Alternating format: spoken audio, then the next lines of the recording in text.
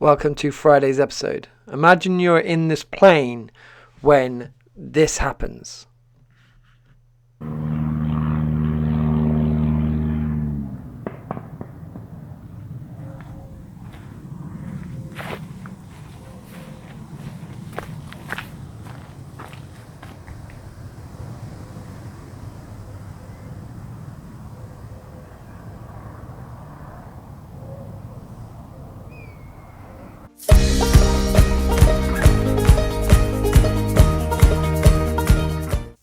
You'll be glad to know that the plane didn't crash. But what if it was a different situation? We're all different people. We all react in different ways. Some of us might try and save the plane. Some of us will just prepare for what is coming.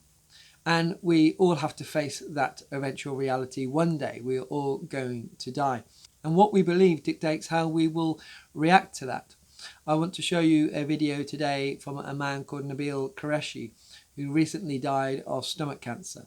He's a Christian and he is in this video talking to a church. But what is so amazing about this address is that he knows that he has cancer. He doesn't know whether he is going to survive or not. Nabeel is so strong in his faith and the message is so powerful. So let's listen to what he has to say. But let's say the worst should happen, and let's say God should take me through this disease. I had all these months to prepare for it. I had all this time to spend with my wife and my daughter, more memories to make, loose ends to tie up, tell my parents I love them, write more works, write more things to tell the world. This didn't have to happen. God could have taken my life just like that.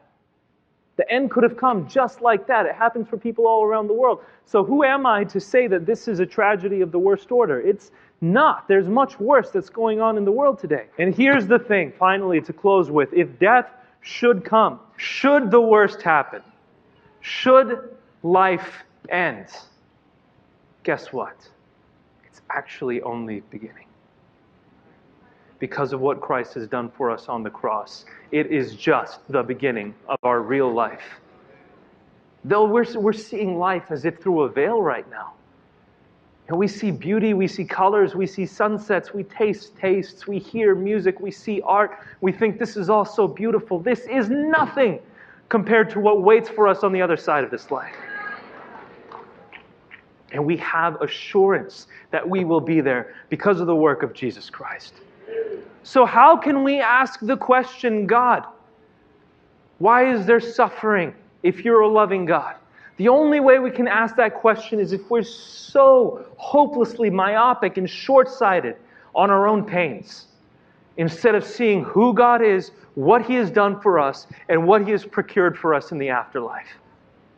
If we stop being so hopelessly self-centered and micro-focused on the pain that we experience in this life, we will begin to see the greatness of God and the eternal picture in which He has procured for us life and life evermore.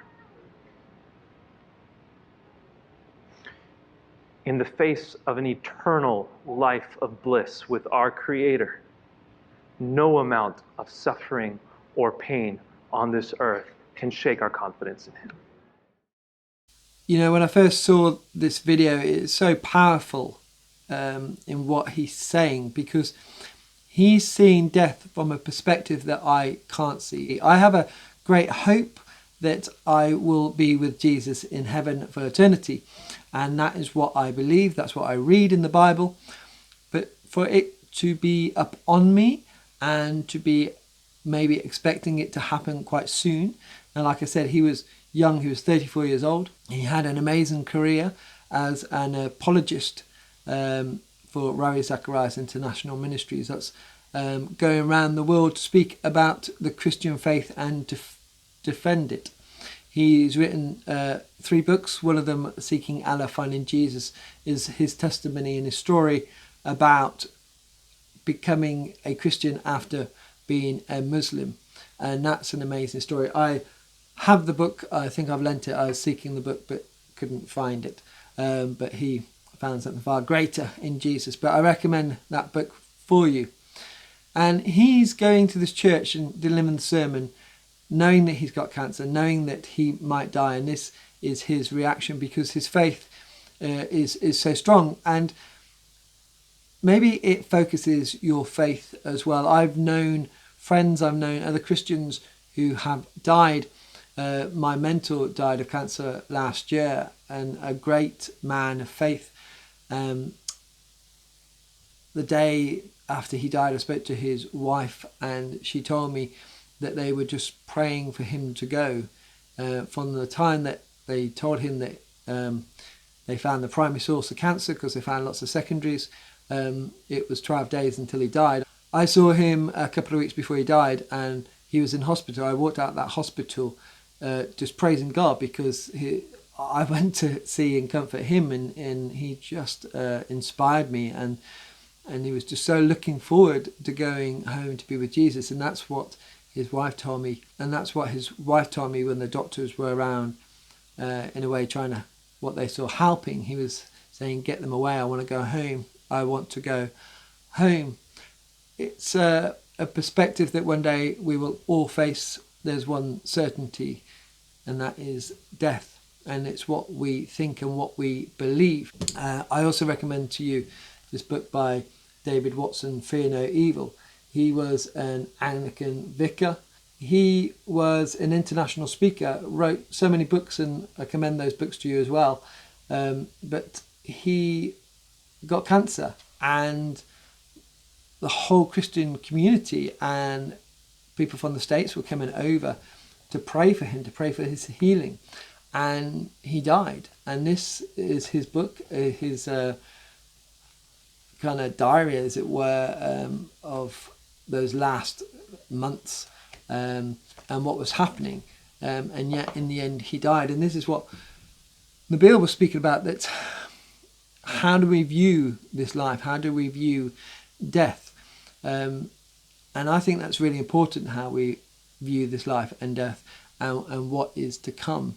St. Paul, in his letter to the Philippians, writes about being torn, that he wants to be with Christ more than anything because it will be so much far better, but he also has a job here to do on earth. Now, God has given us gifts and talents and called us to do certain things and to certain jobs or certain occupations, and that's what we do. We know that being with Christ in the future is going to be far much better than it is here now, and that's what Nabeel was talking about at the end of that clip. If you want to watch the whole of the video, it's only a couple of minutes more. Click on the link to see what else he had to say. You know, these are views of Christians. You know, it's a view of St. Paul saying, I'd rather be Christ, but I have a job to do here. Nabeel is saying that as well. And obviously David Watson said it and wrote about it as well.